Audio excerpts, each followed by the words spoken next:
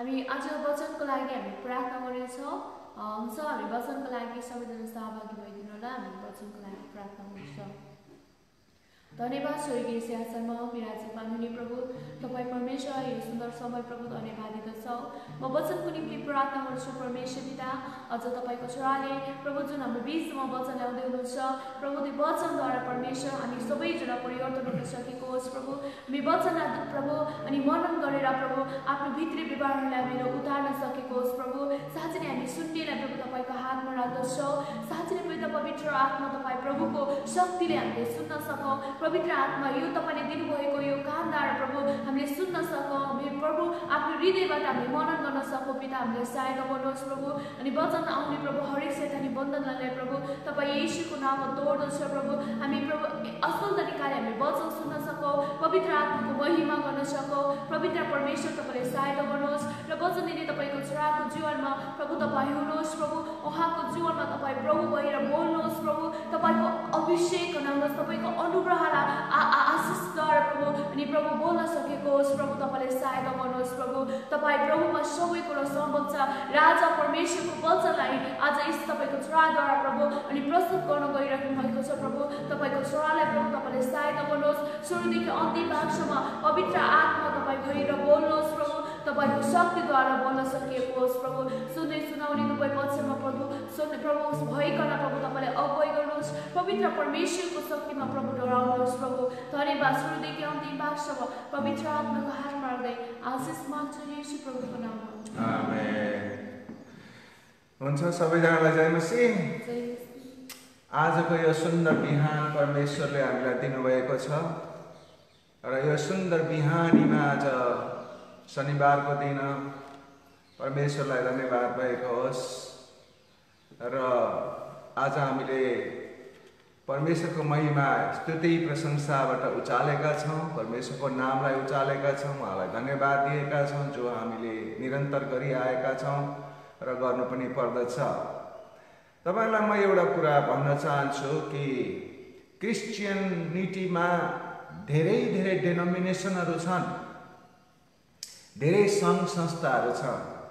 मैले योभन्दा अगाडि पनि भनेको थिएँ, एउटै परमेश्वर, एउटै विश्वास, एउटै स्वर्ग।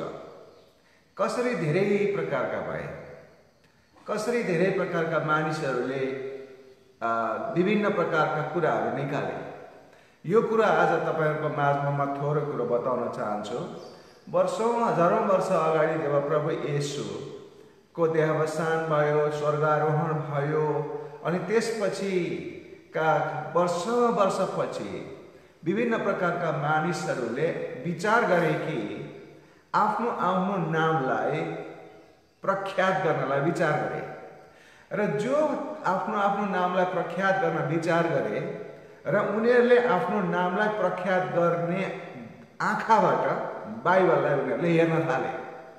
र बाइबललाई उनीहरूले कसरी व्याख्या गरिदिए त भन्दा विभिन्न प्रकारका त्यहाँ चाहिँ हामी इतिहासबाट, क्रिस्चियन इतिहासबाट हामी हेर्न सक्दछौँ।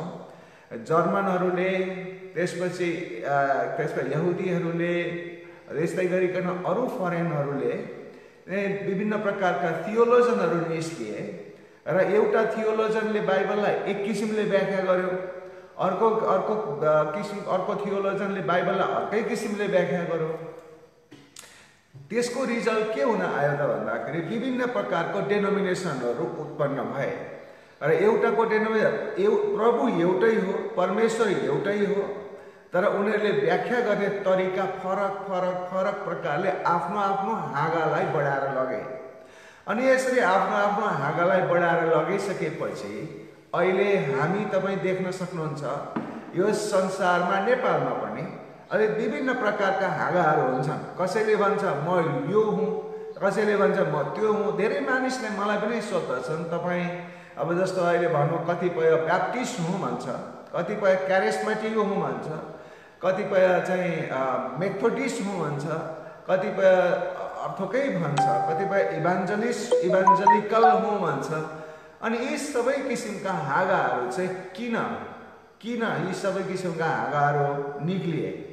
अनि यो चाहिँ एउटै कुरा हो कि बाइबल एउटै छ, धर्मशास्त्र एउटै छ, तर मानिसहरूले यसलाई व्याख्या गर्ने आफ्नो तरिकाले व्याख्या गरेको हुनाले, ती आफूले गरेको व्याख्या गरेका अनुसारका चेला बनाएको हुनाले गर्दाखेरि विभिन्न प्रकारको डेनोमिनेसन निस्के।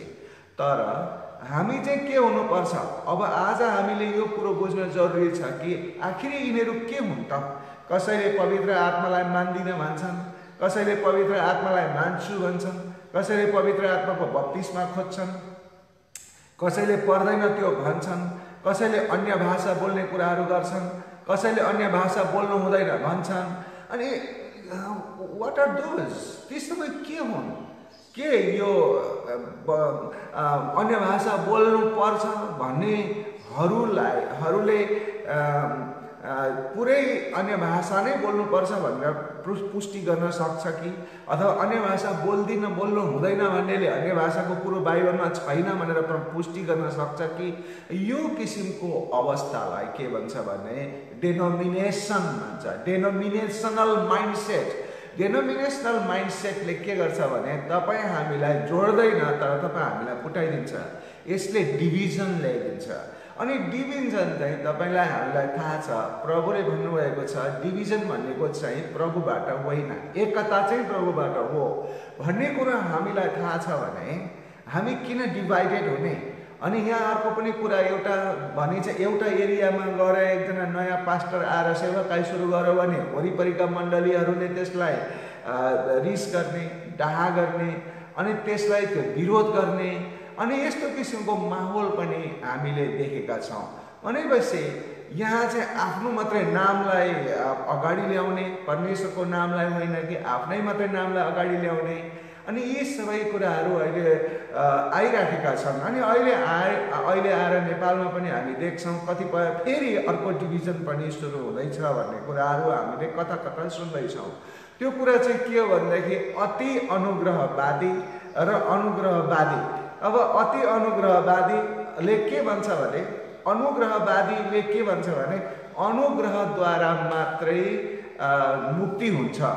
अनि अरूहरूले के भन्छ भनेदेखि अनुग्रहवादी बाहेक अरूले के भन्छ भने होइन, अनुग्रहले मात्रै हुँदैन, व्यवस्था पनि चाहिन्छ भनेर चाहिँ तर्क गर्छ। भनेपछि यो तर्क वितर्क कहिलेसम्म रहिरहने? एउटै प्रभु हो, एउटै परमेश्वर हो, अनि यी चाहिँ तबसम्म कहिलेसम्म रहिरहन्छन् त? तपाईँलाई थाहा छ यो भइरहन्छन् तबसम्म भइरहन्छन् जबसम्म कोही मान्छेले अथवा कोही अगुवाले यो कुनै बाइबलको एउटा सिद्धान्तलाई लिएर अरू सिद्धान्तलाई सप्रेस गरेर त्यो मात्रै सिद्धान्तलाई लिएर उजागर गरेर आफ्नो चेला बनाएर आफ्नो नामलाई रोशनी गर्नको लागि, आफ्नो नामलाई प्रख्यात गर्नको लागि जब त्यो अगुवाले त्यो गर्नुहुन्छ तब त्यो किसिमको ग्रुपहरू डिभिजन हुन थाल्छ, त्यो प्रकारको ग्रुपहरू निस्किन थाल्छ। अनि यसरी ग्रुपहरू निस्किएको अहिले पनि नेपालमा अवस्थाहरू छ। त्यसले गर्दाखेरि हामी हेर्दछौँ कि आज त्यो सबै कुरा विचार गर्दाखेरि यसको रिजल्ट चाहिँ के हो त भन्दाखेरि एउटा फर्मुला तपाईँलाई म बताउँछु। त्यो फर्मुलामा नलागेर मान्छेहरू के गर्छ भनेदेखि Bible can be explained by me भनेर भन्छ। मद्वारा बाइबललाई एक्सप्लेन गर्न सकिन्छ, गर्न सक्छु, बाइबललाई म एक्सप्लेन गर्न सक्छु, बाइबललाई म व्याख्या दिन सक्छु भनेर जुन प्रकारको मानिसहरूले आफ्नो एउटा सिद्धान्त, आफ्नो एउटा फर्मुला बनाए, आफ्नो एउटा फिलोसफी बनाए, त्यो फिलोसफीको कारणले गर्दाखेरि यो रिजल्ट हुन आएको हो। तर एक्चुअलीमा के हो त भन्दाखेरि Bible should explain by Bible, अथवा बाइबलले बाइबललाई नै एक्सप्लेन दिनुपर्छ। बाइबलमा भनेको कुरा जे छ बाइबलले नै व्याख्या गर्नुपर्दछ। बाइबलमा भनेको कुरा के छ बाइबलले नै पुष्टि गर्नुपर्दछ। अनि यो बाइबलले पुष्टि कस्तो किसिमले गर्छ भने उत्पत्तिदेखि प्रकाशसम्मको कुरालाई, तपाईँले एउटा कुरा लिनुभयो भनेदेखि उत्पत्तिदेखि प्रकाशसम्मको कुरालाई त्यसले कस्तो प्रकारले पुष्टि गरिराखेको छ भन्ने कुरा हामीले मध्यनजर नगरिकन त्यसलाई चाहिँ के गर्यौँ भनेदेखि व्याख्या गर्न थाल्यौँ भने वान साइडेड एक्सप्लेनेसन हुनसक्छ। अनि त्यसले गर्दाखेरि मानिसहरूमा डिभिजन आउन सक्छ, नयाँ मानिसहरूमा कन्फ्युजन आउन सक्छ। र त्यस्तै गरिकन जसले प्रभुलाई चिनेकै छैन, जो चाहिँ बाइबलमा भर्खरै मात्रै सुरु पनि गरेको छैन अनि उनीहरू चाहिँ के हुन सक्छ भन्दाखेरि इल्युजन हुन सक्छ। त्यसकारणले गर्दाखेरि तपाईँ हामी अगुवाहरूले अहिले चाहिँ के भन्छ भनेदेखि नेपालमा यति धेरै क्रिस्चियनहरू बढेका छन् तर अगुवाहरूको वृद्धि चाहिँ कम्ती छ। सही प्रकारले बाइबललाई व्याख्या गर्ने अगुवाहरूको वृद्धि कम्ती भएको हुनाले गर्दाखेरि धेरै मानिसहरू अहिले नेपालमा जतिसुकै दबाए तापनि यो दबाएर दबिने कुरा होइन, यो कुनै नियमले छेक्ने कुरा होइन, एउटा स्पिरिचुअल वर्क हो, परमेश्वरको आत्माको काम हो, कसैले रोकेर रोकिन्न। अनि यस्तो किसिमले मानिसहरू प्रभु येशूमा विश्वास गरिँदै आइराखेका छन् प्रभु येशूमा, तर त्यो के हो त सही मानेमा भन्ने कुरालाई ठिक प्रकारले व्याख्या नदिँदाखेरि अनि ठिक प्रकारले भनि नदिँदाखेरि, सम्झाइ बुझाइ नदिँदाखेरि विभिन्न प्रकारको डेनोमिनेसनहरू निस्किए अहिले नेपालमा पनि छँदैछन् भनेर मैले अघि तपाईँलाई भने। त्यसकारणले आजको हाम्रो फोकस चाहिँ के हुन गइराखेको छ भनेदेखि यो अनुग्रह र व्यवस्था को बीचमा लडाइँ र झगडा पारिराखेका छ कुनै कुनै मानिसहरूले। अनुग्रह र व्यवस्थाको बीचमा कुनै सम्बन्ध छैन। कतिले भन्छ तिनीहरू त व्यवस्थामा जिउने मानिसहरू हुन्, व्यवस्थाले त के भन्छ, बाइबलले नै भन्छ फेरि पनि व्यवस्थाले त मृत्युमा लैजान्छ, व्यवस्थाद्वारा मुक्ति हुँदैन, अनुग्रहद्वारा मुक्ति हुन्छ। ती अरू चर्चहरू सबै व्यवस्थामा जिएका हुन्, उनीहरूको मुक्ति हुँदैन। त्यसकारण हामी अब अनुग्रहमा जिउनु पर्दछ, अनुग्रहद्वारा मात्रै हामीलाई मुक्ति हुँदछ, परमेश्वरको प्रभु येशूको अनुग्रहद्वारा मुक्ति हुँदछ भनेर मानिसहरूले प्रचार गर्दछन्। वास्तवमा सही पनि कुरा हो, तर व्यवस्था चाहिँ के हो त? व्यवस्था नै पालन गर्नु पर्दैन र अनुग्रह मात्रै चाहिन्छ भने अनुग्रह प्राप्त गर्नको लागि व्यवस्थाको कुनै भूमिका छ कि छैन? अथवा आजको विषय तपाईँहरूलाई म भन्न कोसिस गरिराखेको छु कि what is the relationship between grace and law. अनि भन्नुको मतलब के भनेदेखि आजको विषय चाहिँ के छ भनेदेखि हाम्रो अनि अनुग्रह र व्यवस्थाको बीचमा केही सम्बन्ध छैन, केही अन्तर सम्बन्ध छैन, यी दुईटा फरक चिज हुन्। अथवा अनुग्रह पाउन व्यवस्थामा चल्नुपर्छ कि पर्दैन, अथवा अनुग्रह पाएको मान्छेले व्यवस्थालाई तोडिदिए हुन्छ कि हुँदैन, अथवा के चाहिँ हो त वास्तवमा?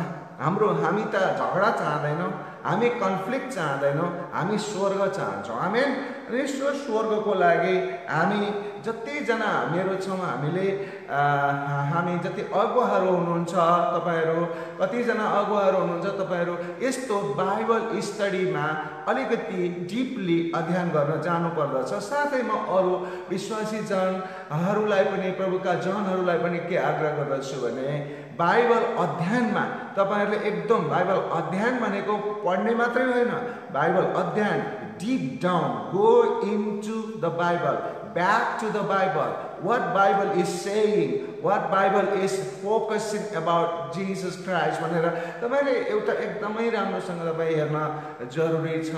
र त्यसैमा हामी बानी पार्नु पर्दछ। हामीलाई गीत आउँछ होला, नाच्न आउँछ होला, गाउन आउँछ होला।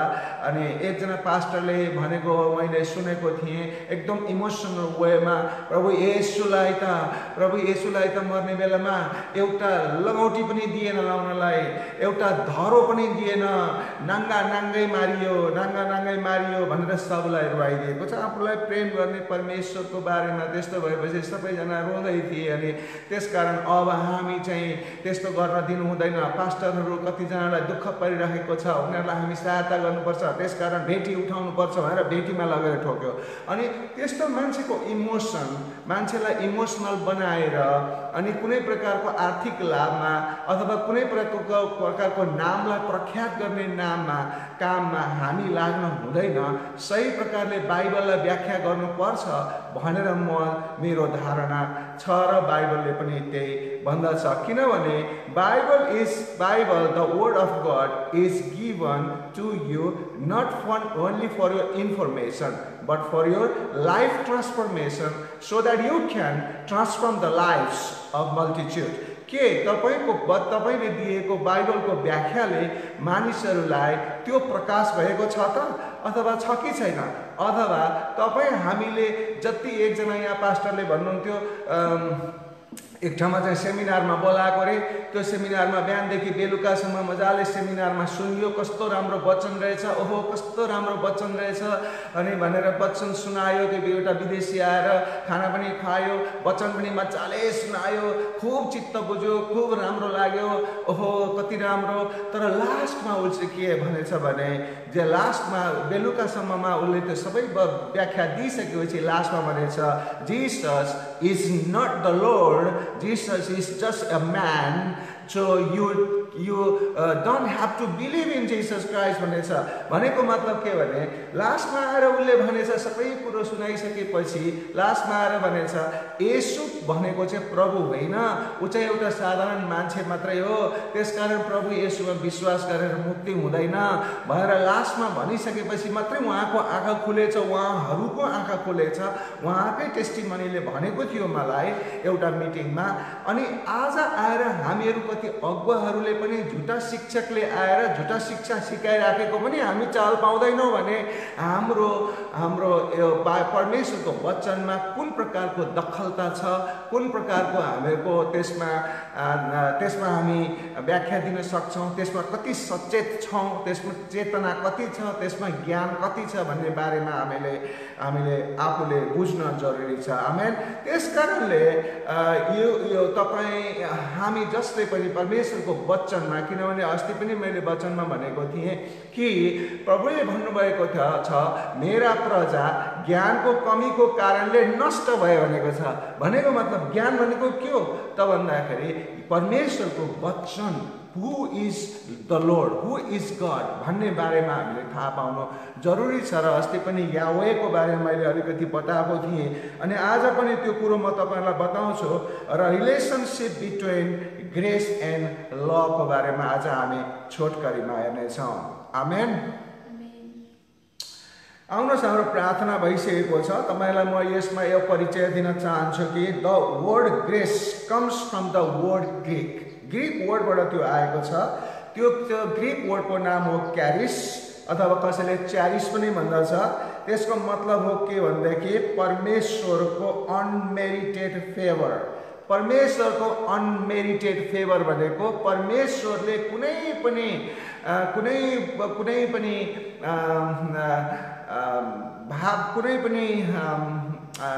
आवश्यक बिना नै, कुनै पनि रिक्वायरमेन्ट बिना नै परमेश्वरले दिनुभएको प्रेम हो।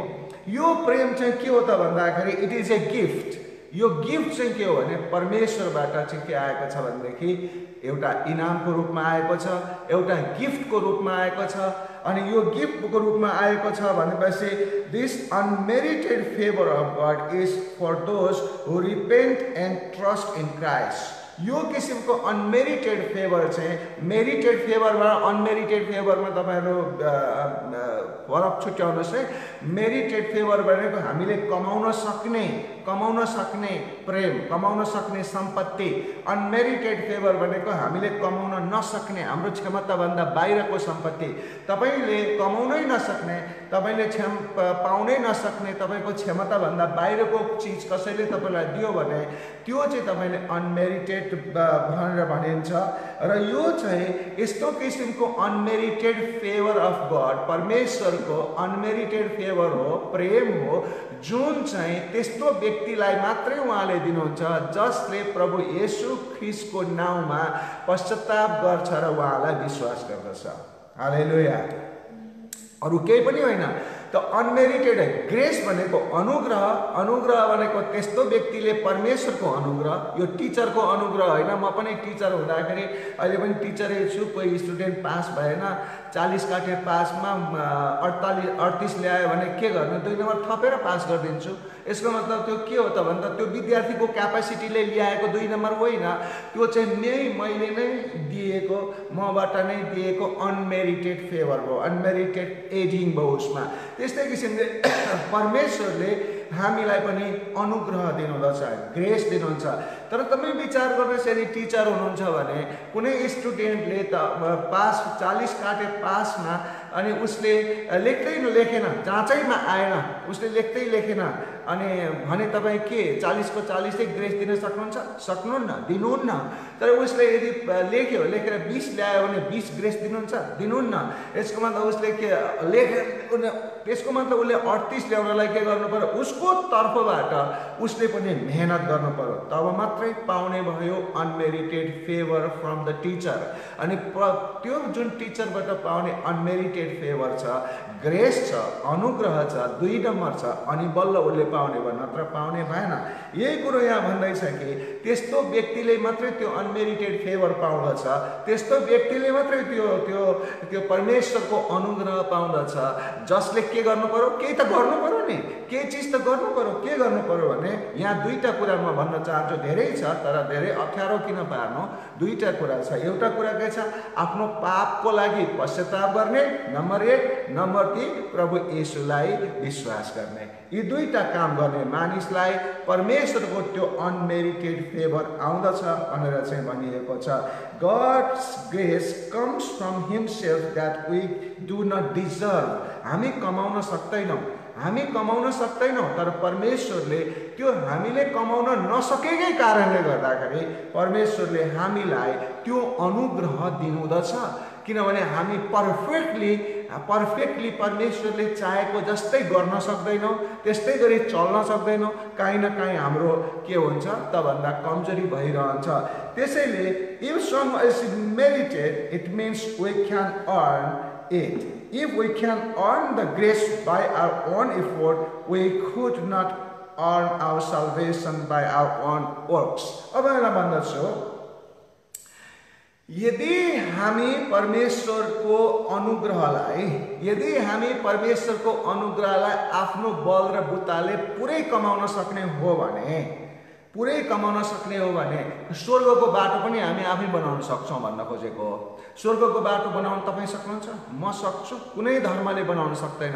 त्यो धर्मद्वारा स्वर्ग जाने होइन। बाइ द वे, धर्म भनेको के हो त भन्दा यसलाई ल्याटिन भाषा भन्दछ यो चाहिँ बन्डेज हो, एउटा आफ्नो ग्रुपिङ हो। तर चाहिँ प्रभु येशू भनेको चाहिँ कुनै धर्म होइन, क्रिस्चियन धर्म भन्ने प्रभु येशू होइन। प्रभु येशू भनेको चाहिँ अनुग्रही परमेश्वर हुनुहुन्छ र उहाँले नै यूहन्नाको पुस्तकमा 3:14 भन्दछ कि के भन्छ भन्दाखेरि म नै स्वर्गमा जाने बाटो हुँ, म नै बाटो हुँ, मद्वारा बाहेक अरू कोही पनि छैन त्यो जसले तिमीलाई पिता कहाँ लान्छ, जो स्वर्गमा हुनुहुने पिता कहाँ लान्छ भनेर भनिएको छ।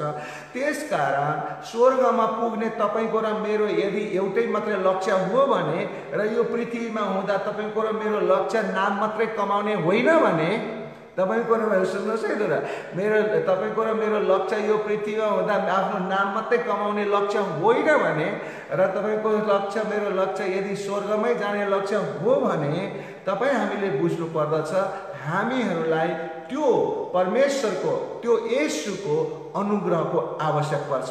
विदाउट ग्रेस, अनुग्रह बिना तपाईँ र म स्वर्गमा पस्ने कल्पना नै गर्नु पर्दैन। तपाईलाई मैले भने यदि अनुग्रह त्यो परमेश्वरको अनुग्रह बिना हामी स्वर्गमा पस्न सक्दैनौँ भने यसको मतलब हामीले स्वर्गमा पस्ने हाम्रो मुक्ति हामी कमाउन सक्दैनौँ।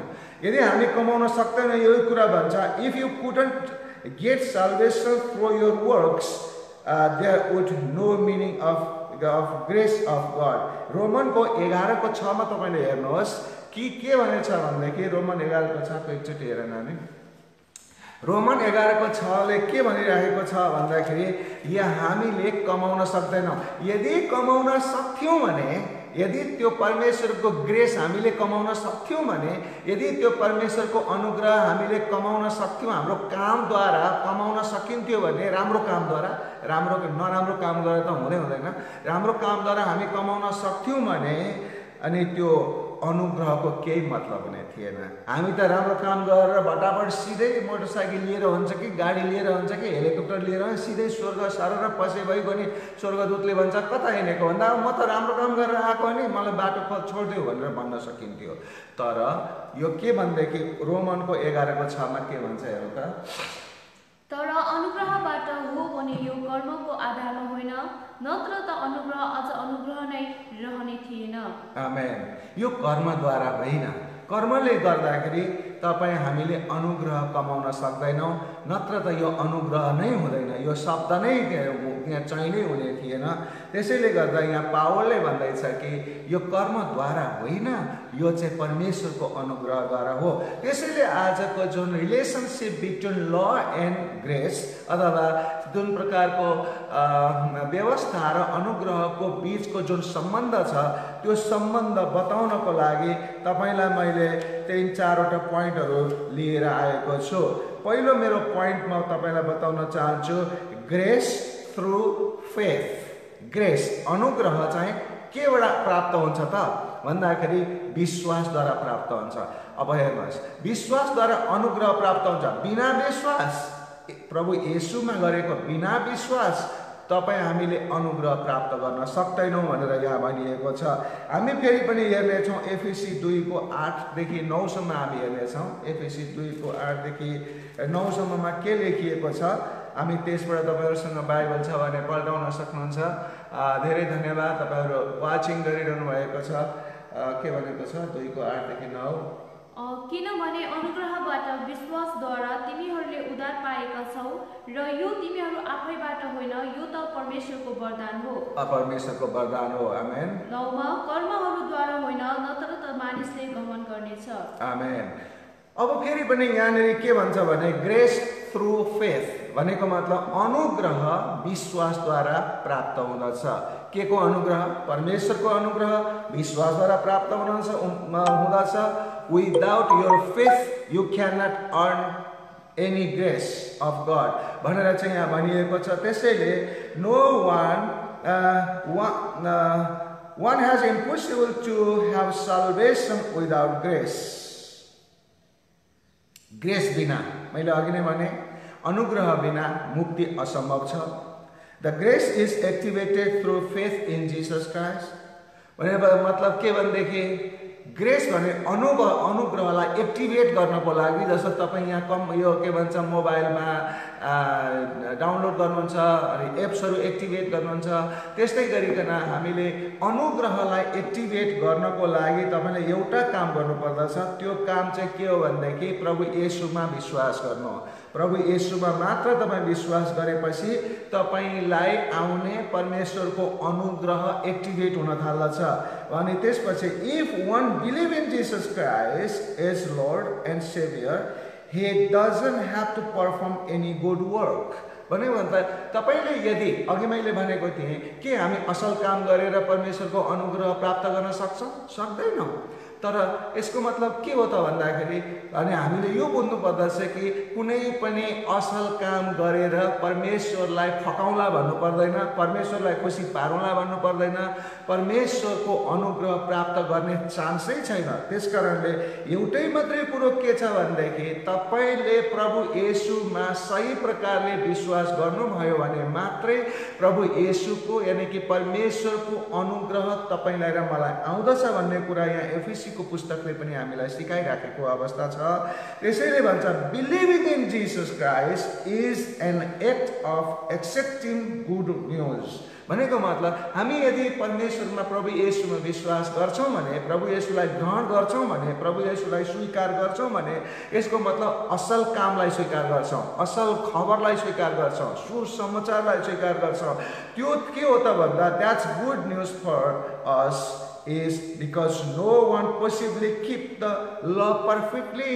किन त परमेश्वरको अब यहाँनिर आयो लको कुरा आयो, तपाईँलाई अब कति सम्बन्ध छ तपाईँलाई बताउँछु। किन परमेश्वरको अनुग्रह हामीलाई चाहियो? हामी सिधै स्वर्गमा किन जान सक्दैनौँ?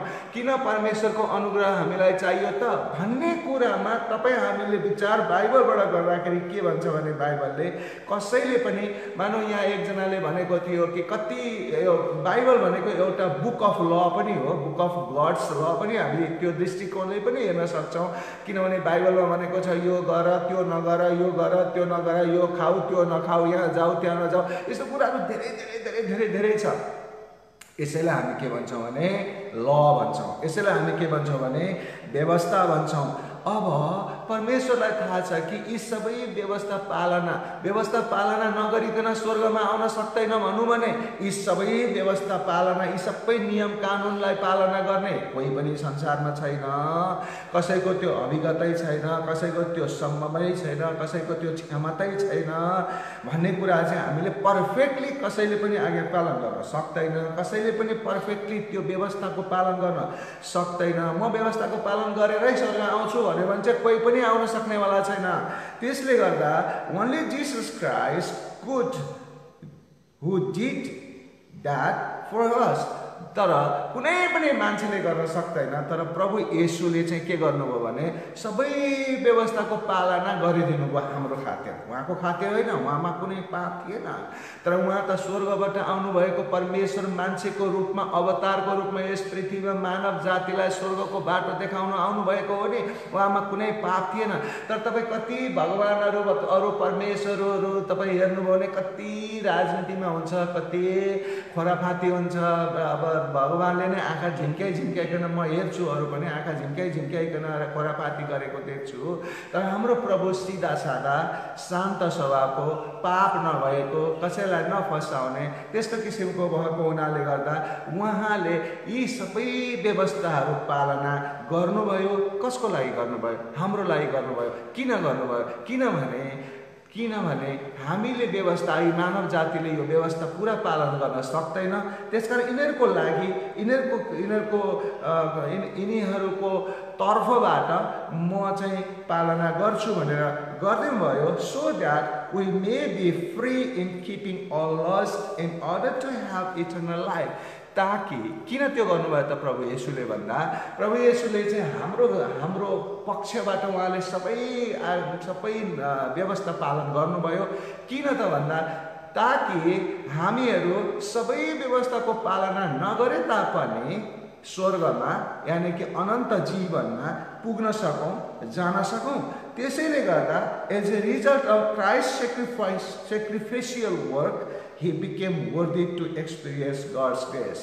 भनेको मतलब के प्रभु येशूले यहाँ आएर तपाईको लास्टको जुन उहाँले व्यवस्था पालन गर्नुभयो, कुन व्यवस्था पालन गर्नुभयो त भन्दाखेरि पाप जसले गर्छ उसको मृत्यु हुन्छ, उसले मर्नुपर्छ भनेर जुन प्रकारको व्यवस्था छ त्यो व्यवस्था पनि प्रभु येशूले नै पालन गरिदिनु भयो। र उहाँ आउनुभयो यस संसारमा र हामी सबैजना हाम्रो पापको कारणले मर्नुपर्ने ठाउँमा उहाँ नै मरेर पुरै व्यवस्था पालन गरिदिनु भएपछि हामीलाई यो अवस्थामा ल्याउनु भयो कि अब हामी चाहिँ के गर्न सक्ने भयौँ त भन्दाखेरि उहाँको अनुग्रह हामीले अनुभव गर्न सक्ने भयौँ। हामीलाई त्यो बनाइदिनु भयो उहाँले। त्यसले गर्दाखेरि यो ग्रेसमा यो रिलेसन यसमा जुन प्रकारको व्यवस्था र अनुग्रहमा अन्तर सम्बन्ध हामी देख्दछौँ। त्यसैले हामी हेर्छौँ ग्रेस चाहिँ केमा आउँछ भने थ्रु फेथ चाहिँ कसरी आउँछ, विश्वास चाहिँ कसरी आउँछ त भन्दा केही गरेर आउँछ। केही गर्नु भनेको मतलब के हो? प्रभु येशूमा विश्वास गर्नु, अनि त्यो विश्वास हामीले गर्यौँ भने आउँछ। मेरो पहिलो बुँदा त्यो थियो भने दोस्रो बुँदा छ ल ब्रेकर्स निड ग्रेस, अथवा व्यवस्थाको अनाज्ञाकारी गर्नेहरूको लागि व्यवस्थाको अनाज्ञाकारी गर्नेहरूको लागि अनुग्रह आवश्यक पर्छ। अनुग्रह कसको लागि आवश्यक पर्छ? अनुग्रह त त्यस्तो व्यक्तिको लागि आवश्यक पर्छ जो कमजोर छ। अनुग्रह त्यस्तो व्यक्तिको लागि आवश्यक छ जसले यो गर त्यो गर भनेको सबै काम गर्न सक्दैन, कमजोर छ, काहीँ न काहीँ टुट्दछ, काहीँ न काहीँ छुट्दछ, काहीँ न काहीँ ऊ चाहिँ कमजोरी पर्दछ, उसले त्यसमा गर्न सक्दैन ठिक प्रकारले भने त्यस्तो व्यक्तिलाई चाहिँ के चाहिन्छ त भन्दा अनुग्रह चाहिन्छ। अनुग्रह त्यो व्यक्तिको लागि चाहिँदैन जो व्यक्ति मै हुँ भन्दछ, जो व्यक्ति म सिधै स्वर्ग जान सक्छु भन्दछ, उसलाई परमेश्वरको अनुग्रह के काम? तर त्यो व्यक्तिको लागि अनुग्रह चाहिन्छ जसले जानेर होस् नजानेर होस् के गर्छ उसले भनेदेखि व्यवस्थालाई के गर्छ भने लत्याउँदछ, व्यवस्था पालन गर्न सक्दैन। त्यसैले यहाँ भनिएको छ रोमन 6:1-2 हामी हेर्दछौँ कि प्रभु येशूले के पावलले त्यसमा के भनेको छ। रोमीको 6:1-2 हामी हेरौँ अनि 15-16 पनि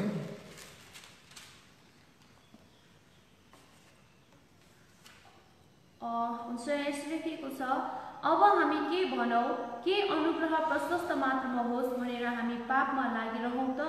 त्यस्तो नहोस्। हामी जो पापको लेखी मर्यौँ त कसरी हामी अझै त्यसैमा जिउनु? आमेन। 15 अब के हामी व्यवस्थाको अधीनमा छैनौँ तर अनुग्रहको अधीनमा छौँ भनेर पाप गर्ने त? कदापि होइन। 16 के तिमीहरू जान्दैनौ, आज्ञाकारी कमाराको रूपमा आफैलाई जस कहाँ समर्पण गर्छौ, जसको आज्ञा तिमी पालन गर्छौ, त्यसको कमारा पनि हुन्छौ? कि त मृत्युतिर लाने पापको कमारा अथवा धार्मिकतातिर लाने आज्ञाकारिताको? यसबाट पनि के भन्छ भनेदेखि हामी मानव जाति जति पनि व्यवस्था दिएको छ त्यो सबका सब हामी पालना गर्न सक्दैनौँ।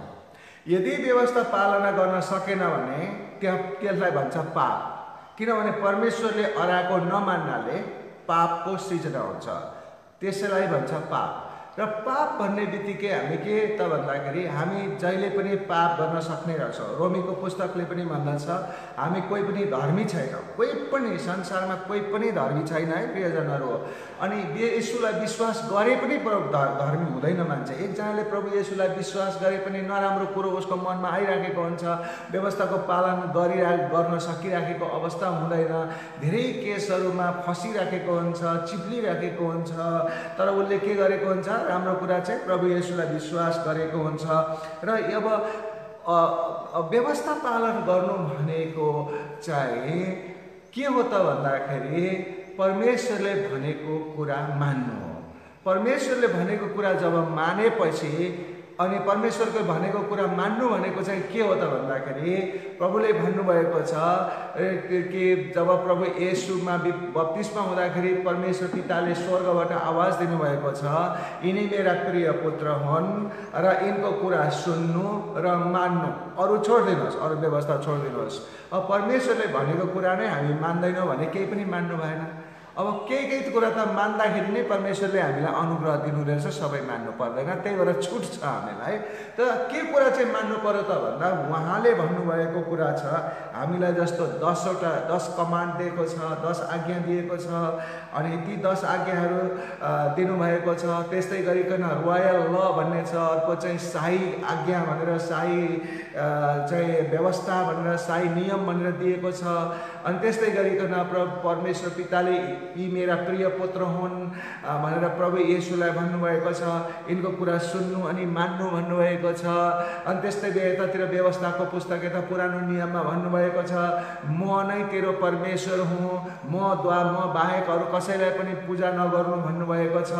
मलाई नै बाहेक अरूलाई पूजा गरिस् भने हेर म त डाही परमेश्वर हुनी तँलाई म मन पराउँदिनँ नि भन्नुभएको छ। भने यी सबै कुराहरू के हुन्? यी सबै कुरा व्यवस्था होइन। यो सबै उसो भए हामीसँग अनुग्रह आएको छ, अनुग्रह छ भने यो सबै छोडिदिउँ त? यो सबै छोडिदिउँ भने व्यवस्था पालन गरेन, व्यवस्था पालन गरेन भने अनुग्रह आउँछ त? के अनुग्रह आएको छ भनेर अब यसलाई त्यागिदिउँ त? के अब पाप गरौँ त? यानि कि परमेश्वरको विरुद्धमा हामी लागौँ त? के हाम्रो जीवन कस्तो होला? यदि त्यो हो भनेदेखि, यदि त्यसो हो भनेदेखि व्यवस्था पालनै गर्नु पर्दैन। व्यवस्था भनेको सिम्पली नियम कानुन हो। तपाईँहरू व्यवस्था भनेको के बुझ्नुहुन्छ? अङ्ग्रेजीमा ल भन्छ, नियम कानुन हो भने यदि नियम कानुनै पालन गर्नु पर्दैन है क्रिस्चियनले भनेपछि त बाइबलको मात्रै किन? जे गरे पनि भयो नि, उसो व्यभिचार गरे भयो, बलात्कार गरे भयो, चोर नगरे गए भयो, मार्न गए भयो, किनभने अनुग्रह त छ नि त। यसुलाई त विश्वास गरेको छ नि त, होइन? छ कि छैन? यसुलाई त विश्वास गरेको छ। अब यसुलाई विश्वास गरेको छ भने यसलाई मार्न गए भयो, चोर्न गए भयो, व्यभिचार गर्न गए भयो कि भएन?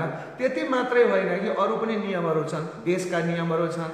अहिले लकडाउनको अवस्था छ, लकडाउनै नमाने पनि भयो, क्रिस्चियन जति बाहिर चाहिँ बजारमा घुमे भयो, मास्क पनि नलगाए पनि भयो, चर्चमा भेला भयो, होइन, त्यो कस्तो हुन्छ होला त्यो सिचुएसन। अब तपाईँ भन्नुहोस् त, तपाईँ भन्नुहुन्छ होला हामी अनुग्रहवादी हौँ, हामीमा अनुग्रह छ, हामी केही व्यवस्था मान्दैनौँ भनेर। तपाईँ हामी कुन चाहिँ व्यवस्था मान्दैनौँ? बाइबलीय व्यवस्था मान्दैनौँ भने पनि 10 कमान्डमेन्ट नमान्नु पर्यो, चोर्न जाँदा पनि ठिकै भयो, व्यभिचार गर्दा पनि हुने भयो, अर्काको श्रीमती ल्याए पनि ठिकै हुने भयो, राम्रै हो, किनभने उसले भन्ने भयो मैले त व्यवस्थाको मान्छे होइन नि, म व्यवस्थाले त मारिदिन्छ है, व्यवस्थाद्वारा मृत्यु आउँछ, मुक्ति आउँदैन। त्यसकारण म त अनुग्रहभित्र जिएको मान्छे, व्यवस्थामा अब I don't want to apply in my life any law भन्नु पर्यो, होइन। अनि त्यसपछि देशको कानुन पनि नमान्नु पर्यो। त्यस्तै गरिकन अरू कानुनहरू पनि छन्, यो जुन प्रकारको यो नेचरको कानुन, प्राकृतिक कानुन, प्रकृतिको कानुन पनि मान्दिनँ भन्नु पर्यो। अन्त अहिले चाहिँ अब यो बेलामा बर्खाको सिजन छ, अहिले बर्खाको सिजन पनि होइन, यो वैशाखको बेलामा दिनका दिन पानी परिरहेको छ, मान्दिनँ यसलाई भन्नु पर्यो। नमान्दैन तपाईँको पानी आउने नआउने हुन्छ, पानी आउने नआउने हुन्छ, हुँदैन। त्यस्तै गरिकन अर्को पनि मान्नु भएन, ल अफ ग्राभिटी मान्नु भएन। ल अफ ग्राभिटी नमान्नेहरू चाहिँ अब क्रिस्चियनहरू चाहिँ ल अफ ग्राभिटी नमान्दाखेरि मास्तिर उक्लेकै हुन्छ। उनीहरूले चाहिँ भकुण्डे एउटा फ्याँक्यो भने तल झर्दैन, नियम अनि मानिन भने त यो त म त व्यवस्था मान्दिनँ, अनुग्रहवादी हुँ, म त यस्तो कुरा मान्दिनँ, यो मैले फ्याँकेको बल त माथिको माथि जानुपर्छ अथवा यहीँ हावामा घुम्नुपर्छ, ल अफ ग्राभिटी मलाई लाग्दैन भनेर भन्नु पर्यो कि? Is it possible? के यो सम्भावना छ? सम्भावना छैन नि। त्यसैले हाम्रो कमजोरी थाहा पाएर, हाम्रो कमजोरी त परमेश्वरलाई थाहा छ नि त। हामीलाई परमेश्वरले जसरी परमेश्वरले स्वर्ग लाने योजना त बनाउनु भएको छ नि त। त्यसैले गर्दाखेरि परमेश्वरले हामीलाई के धेरै नानाभाती नियम कानुनहरू यिनीहरूले पालन गर्न सक्दैनन्, त्यसकारण म यिनीहरूलाई 2टा नियम दिन्छु भन्नुभयो। त्यो 2टा नियम चाहिँ के दिन्छु भन्नुभयो भन्दा अघि तपाईँलाई मैले भने त्यसलाई चाहिँ रोयल ल पनि भन्दछ। रोयल ल भनेको चाहिँ जम्मा 2टा नियम मात्रै छन् है, तपाईँको हेर्नुहोस्। तपाईँले अब ती नानाभाती तपाईँ पालना गर्न सक्नुहुन्न, तर 2टा चाहिँ पालना गर भनेर प्रभुले भन्नुभयो, तिमीलाई म अनुग्रह दिन्छु भन्नुभयो। त्यो 2टा चाहिँ के हो त भन्दा love your God, love your neighbours as you love yourself. के त्यो पनि गर्नु न हामी? त्यो गरेन भने अनुग्रह आउँछ? त्यो गरेन भने प्रभु येशूमा विश्वास गरेको हुन्छ? के हामी प्रभु येशूमा प्रेम गर्नुपर्छ कि पर्दैन? प्रभु येशूमा विश्वास गर्नुपर्छ कि पर्दैन? के यो नियम हो कि होइन बाइबलको? यदि हो भनेदेखि, यदि होइन भने बाइबलमा किन साई नियम भनेर लेखेको छ? यदि हो भनेदेखि यो जुन रोयल ल भनेको छ, यो ललाई चाहिँ हामीले पालना गरेनौँ भने, अनि परमेश्वर पिताले भन्नुभएको छ, प्रभु येशूले पनि भन्नुभएको छ कि आफ्नो परमेश्वरलाई तिम्रो सारा समझदै, सारा भनौँ न पुरै प्रेम गर भनेर जस्तो भनेको छ, र आफ्नो छिमेकीलाई प्रेम गर भनेको छ। मान्दिनँ भने त छिमेकीमा गएर झगडा गरे भयो नि त, हामी क्रिस्चियन राम्रो हुन्छ? के हामीलाई अनुग्रह प्राप्त छ भन्दैमा त्यो गर्न मिल्छ र? के त्यो गरेन भने हाम्रो अनुग्रह बसिरहन्छ र? के हामी एकचोटि विश्वास गर्दैमा हामी स्वर्ग हाम्रो निम्ति हाम्रो लेखा हाम्रो नाममा हुन्छ र?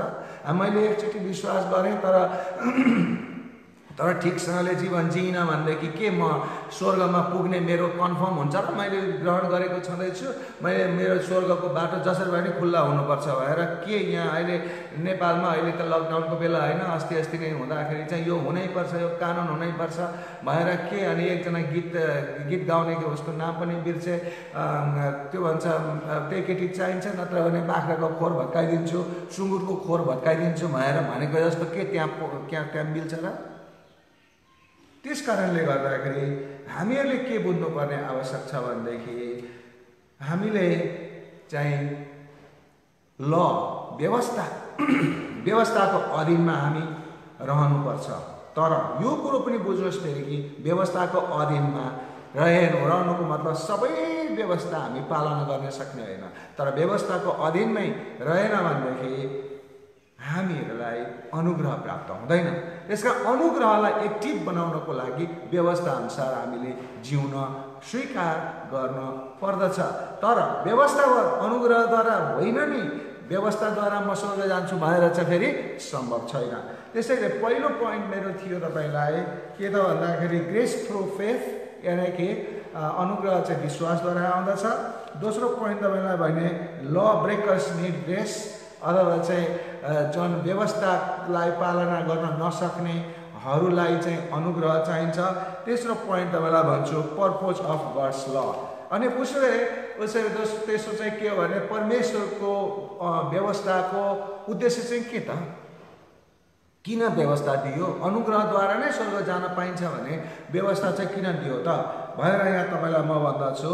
रोमीको 7:7 हामी हेरौँ एकचोटि।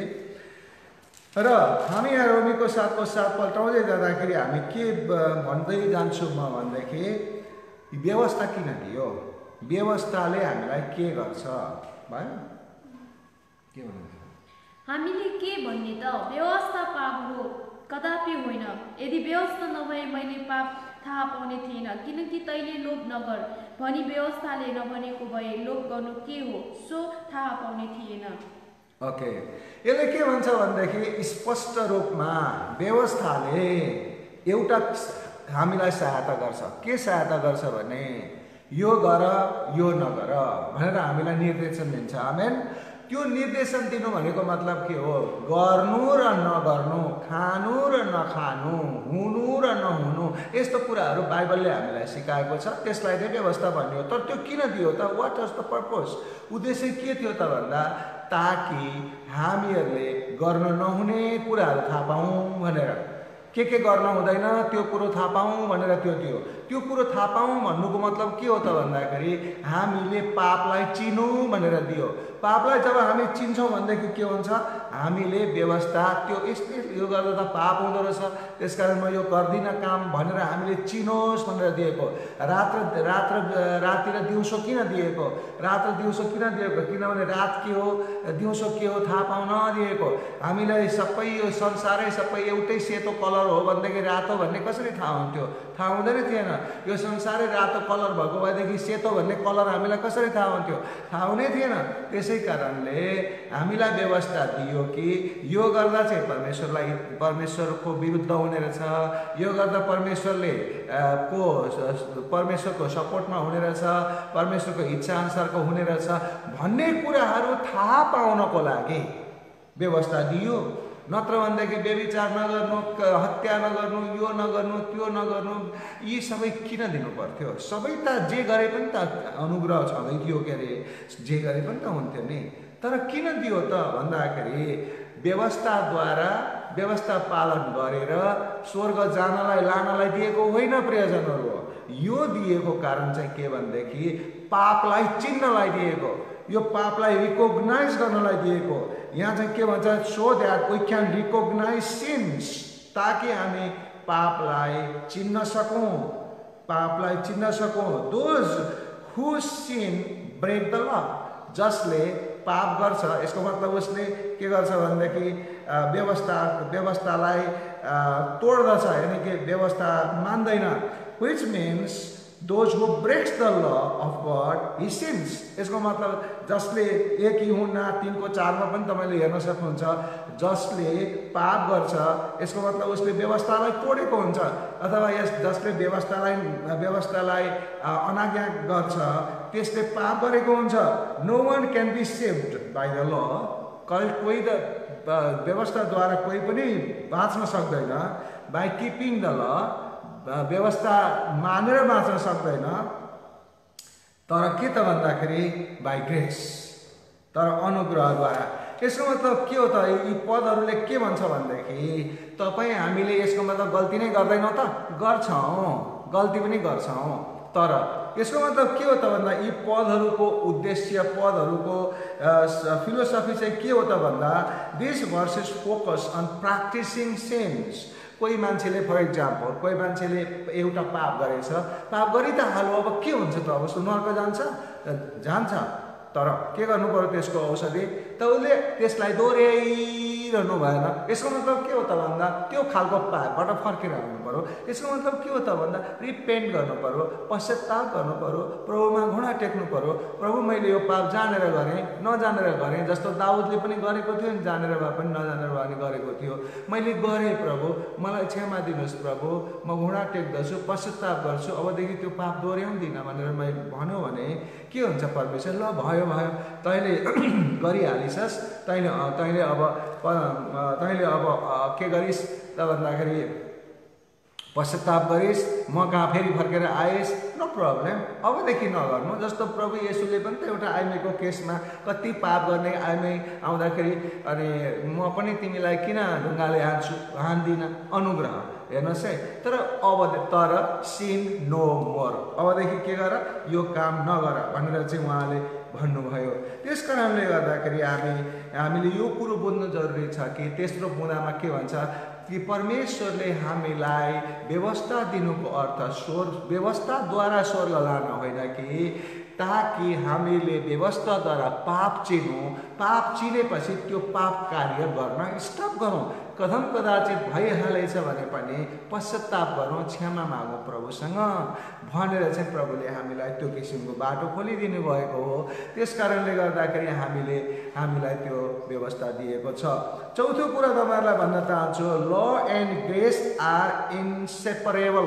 चौथो र अन्तिम पोइन्ट हो मेरो कि के हो त व्यवस्था र ग्रेसमा अथवा व्यवस्था र अनुग्रहमा के सम्बन्ध छ त भन्दा they are really inseparable. You cannot separate law from the grace, अथवा you cannot separate grace of God from the law written in the Bible. भने बाइबलमा लेखिएको जुन प्रकारको सिद्धान्त छ, जुन प्रकारको व्यवस्था छ, त्यो व्यवस्थालाई तपाईँ परमेश्वरले दिने अनुग्रहबाट छुट्याएर एउटा मात्रै टक्रक्कै हेर्न सक्नुहुन्न, एउटामा मात्रै पाउन सक्नुहुन्न। दुईटै इन्सेपरेबल छ।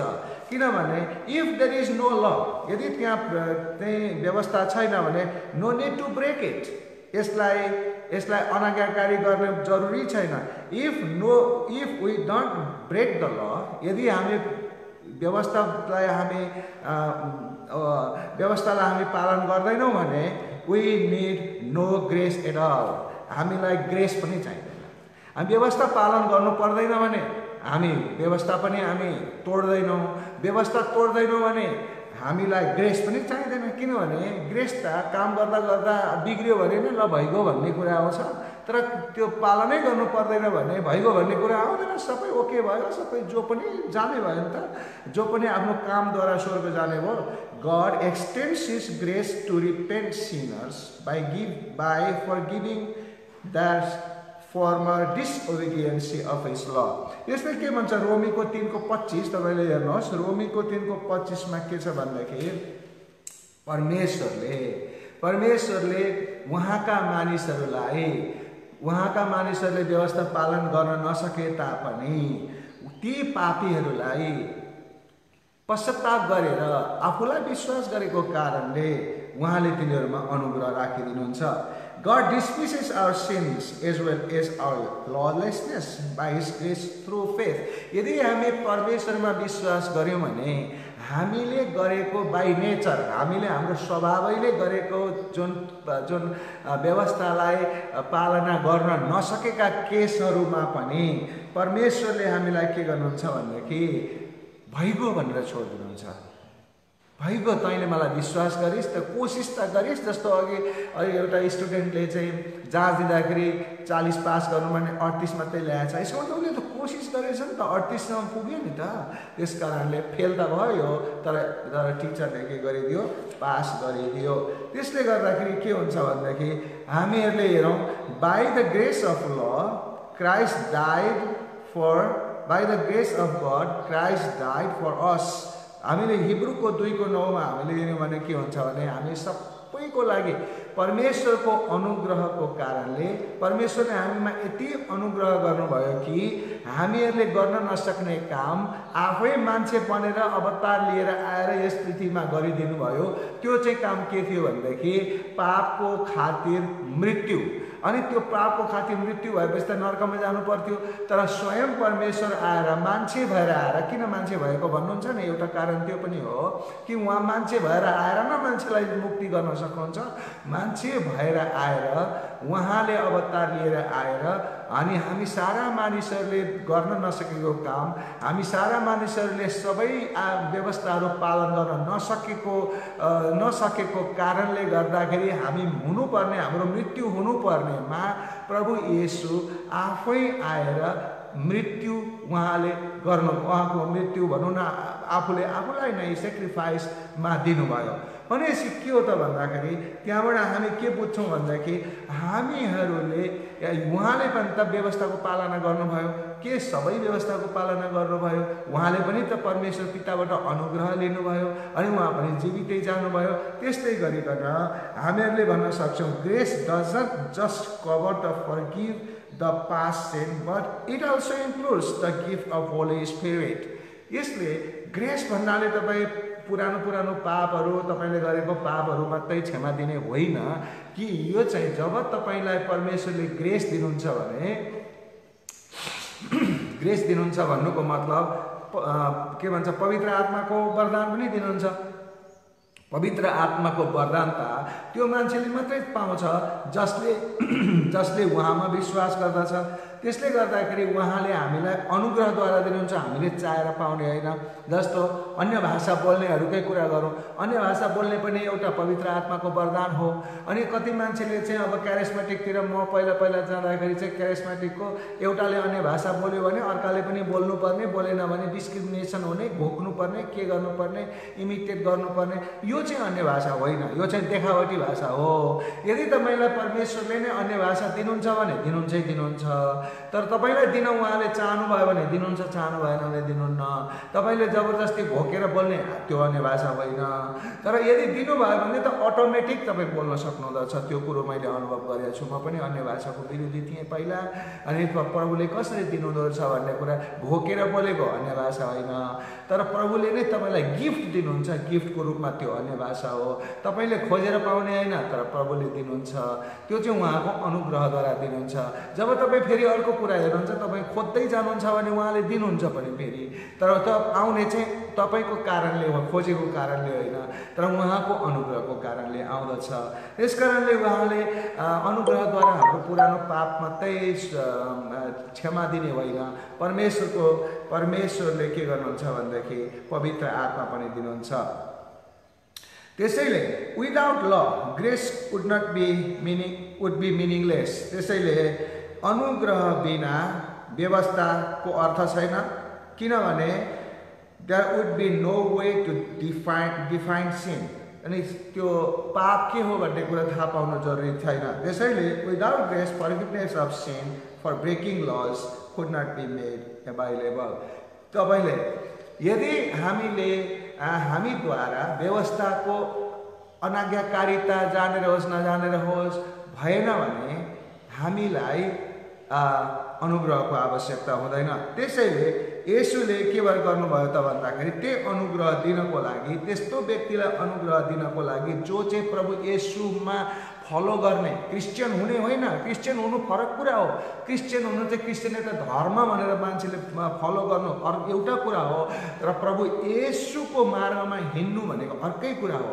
यो कुरो तपाईँ हामीले बुझ्नु जरुरी छ कि हामी क्रिस्चियन धर्म मानेको होइन, हामीले त प्रभु येशूले दिनुभएको वचन अनुसारको जीवन जिउने प्रण गरेर हिँडेका मानिसहरू हौँ भनेर चाहिँ हामीले त्यसरी बुझ्न जरुरी छ।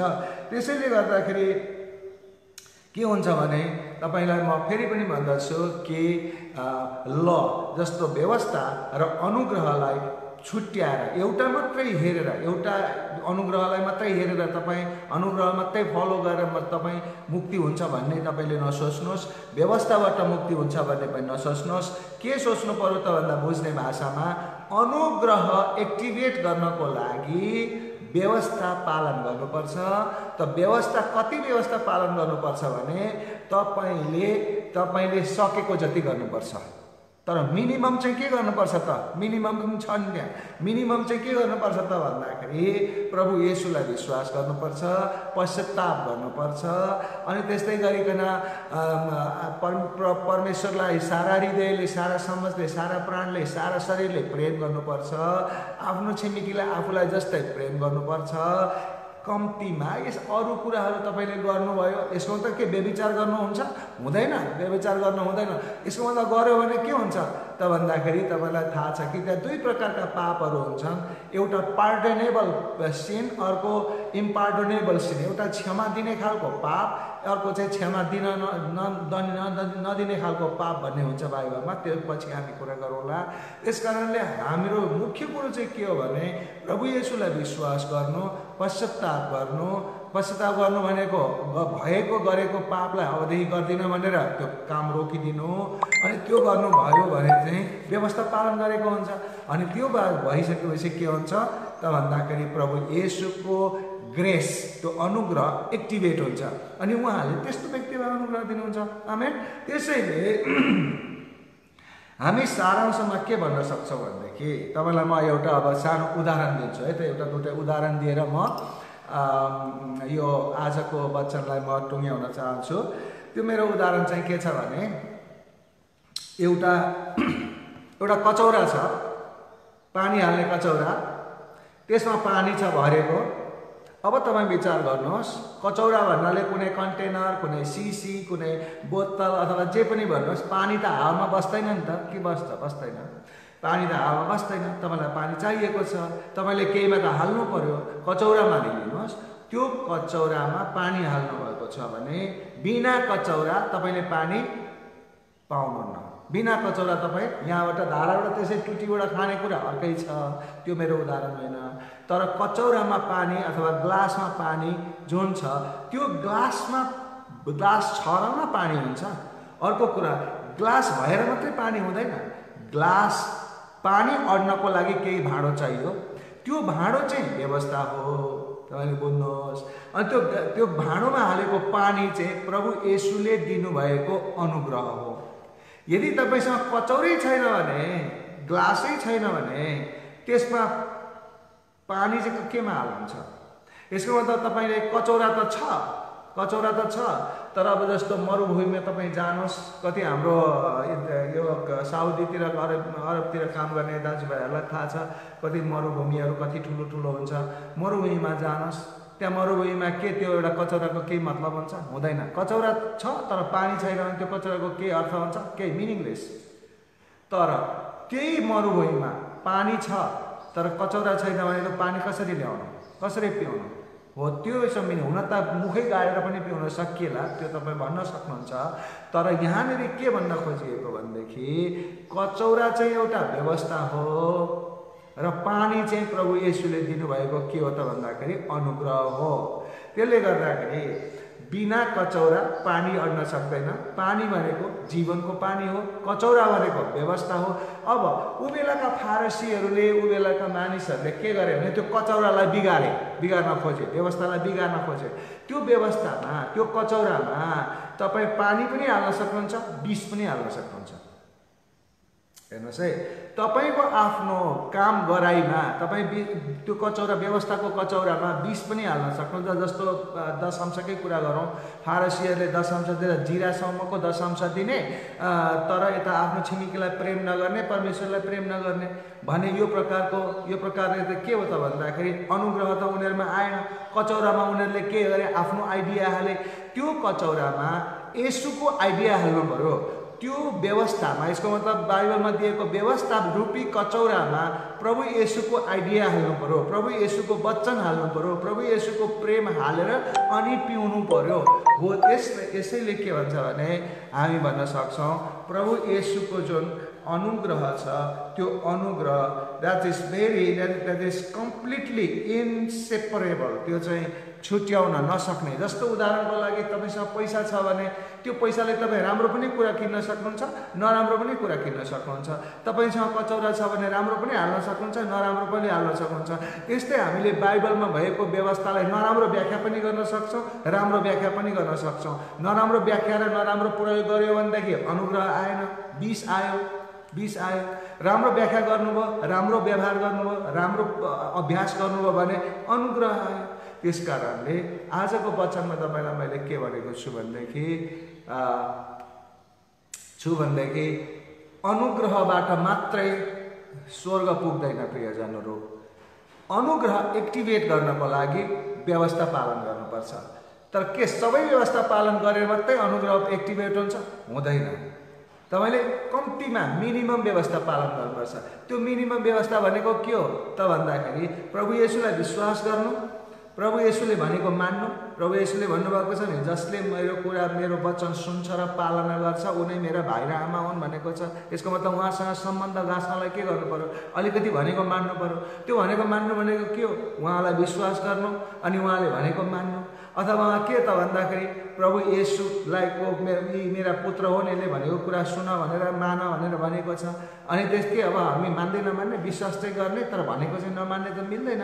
अनि एउटै मात्रै भनेको कुरा मान्यो भने पनि त व्यवस्था त पालन भयो। यसको मतलब मिनिमम व्यवस्था पालन, त्यो पनि रोयल, त्यो पनि तोकिएको छ।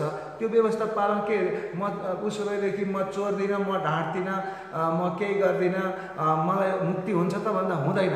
त्यसै कारण मिनिमम व्यवस्था पालन भनेको के हो भने कम्तीमा प्रभु येशूलाई विश्वास गरे आउनु पर्यो, रिपेन्ट अथवा क्षमा के भन्छ त्यो पश्चाताप गरेको हुनु पर्यो। त्यसपछि आएर के हुनु पर्यो? परमेश्वरलाई आफ्नै एकदम प्रेम हुनु पर्यो, छिमेकीलाई आफूलाई जस्तै प्रेम गर्नु पर्यो।